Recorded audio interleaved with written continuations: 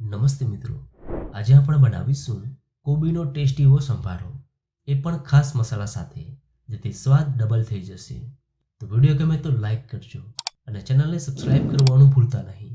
તો ચાલો હવે બનાવીએ. કોબીનો ટેસ્ટી એવો સંભારો બનાવવા માટે અહીંયા મેં એક મીડિયમ સાઇઝની કોબી લીધી છે. હવે તેને બે ભાગમાં કટ કરી લઈએ અને હવે આ રીતે સ્લાઇસમાં કોબીને સમારી લઈએ.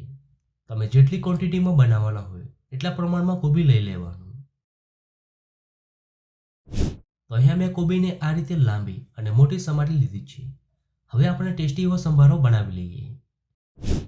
પેનમાં ઉમેરીશું 1 ટેબલસ્પૂન તેલ. હવે તેલ ગરમ થાય એટલે તેમાં ઉમેરીશું અડધો ટીસ્પૂન રાઈ.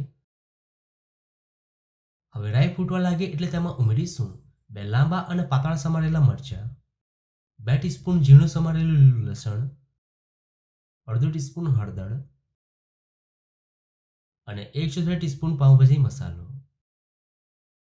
અને હવે અડધી મિનિટ સાતળી લઈએ. આ રીતે લીલું લસણ અને થોડો પાઉંભાજી મસાલો ઉમેરવાથી સંભારોનો સ્વાદ ડબલ થઈ જશે. હવે તેમાં સમારેલી કોબી ઉમેરી દઈએ, સાથે એક ગાજર, અને હવે સંભારાને હાઈ ગેસની ફ્લેમ પર સાતળી લઈએ.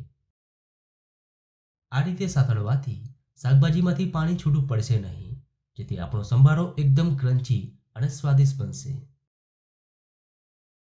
હવે ગેસની ફ્લેમ બંધ કરી તેમાં સ્વાદ પ્રમાણે મીઠું ઉમેરી દઈએ, સાથે થોડી કોથમીર ઉમેરી સંભારાને એકવાર મિક્સ કરી સર્વ કરી લઈએ.